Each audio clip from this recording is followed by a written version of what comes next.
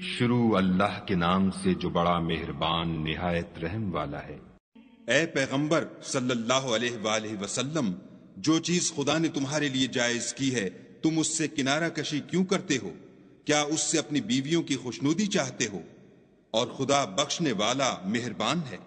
خدا نے تم لوگوں کے لیے تمہاری قسموں کا کفارہ مقرر کر دیا ہے، اور خدا ہی تمہارا کارساز ہے، اور وہ دانا اور حکمت والا ہے۔ اور یاد کرو جب پیغمبر نے اپنی ایک بیوی سے ایک بھید کی بات کہی تو اس نے دوسری کو بتا دی جب اس نے اس کو افشا کیا، اور خدا نے اس حال سے پیغمبر کو آگاہ کر دیا تو پیغمبر نے ان بیوی کو وہ بات کچھ تو جتائی اور کچھ نہ بتائی۔ تو جب وہ ان کو جتائی تو پوچھنے لگیں کہ آپ کو یہ کس نے بتایا؟ انہوں نے کہا کہ مجھے اس نے بتایا ہے جو جاننے والا خبردار ہے۔ اگر تم دونوں خدا کے آگے توبہ کرو تو بہتر ہے، کیونکہ تمہارے دل کج ہو گئے ہیں، اور اگر پیغمبر کی ایذا پر باہم اعانت کرو گی تو خدا اور جبرائیل اور نیک کردار مسلمان ان کے حامی اور دوست دار ہیں، اور ان کے علاوہ اور فرشتے بھی مددگار ہیں۔ اگر پیغمبر تم کو طلاق دے دیں تو عجب نہیں کہ ان کا پروردگار تمہارے بدلے ان کو تم سے بہتر بیویاں دے دے۔ مسلمان، صاحب ایمان، فرما بردار، توبہ کرنے والیاں، عبادت گزار، روزہ رکھنے والیاں، بن شوہر اور کنواریاں۔ مومنوں، اپنے آپ کو اور اپنے اہل و عیال کو آتش جہنم سے بچاؤ، جس کا ایندھن آدمی اور پتھر ہیں، اور جس پر تند خو اور سخت مزاج فرشتے مقرر ہیں۔ جو ارشاد خدا ان کو فرماتا ہے اس کی نافرمانی نہیں کرتے، اور جو حکم ان کو ملتا ہے اسے بجا لاتے ہیں۔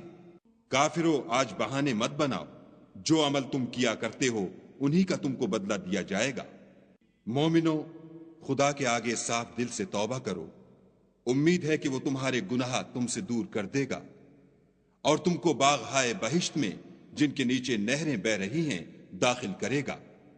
اس دن خدا پیغمبر کو اور ان لوگوں کو جو ان کے ساتھ ایمان لائے ہیں رسوا نہیں کرے گا، بلکہ ان کا نور ایمان ان کے آگے اور داہنی طرف روشنی کرتا ہوا چل رہا ہوگا، اور وہ خدا سے التجا کریں گے کہ اے پروردگار، ہمارا نور ہمارے لیے پورا کر اور ہمیں معاف فرما، بے شک خدا ہر چیز پر قادر ہے۔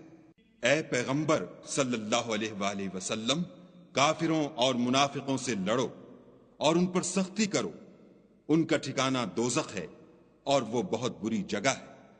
خدا نے کافروں کے لیے نوح کی بیوی اور لوط کی بیوی کی مثال بیان فرمائی ہے۔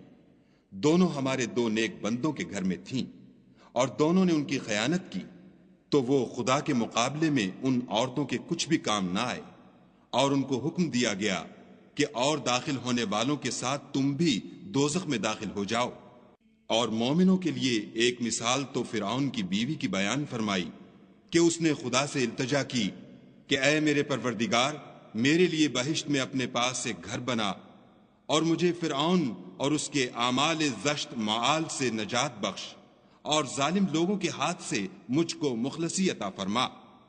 اور دوسری عمران کی بیٹی مریم کی، جنہوں نے اپنی شرمگاہ کو محفوظ رکھا تو ہم نے اس میں اپنی روح پھونک دی، اور وہ اپنے پروردگار کے کلام اور اس کی کتابوں کو برحق سمجھتی تھی، اور فرما برداروں میں سے تھی۔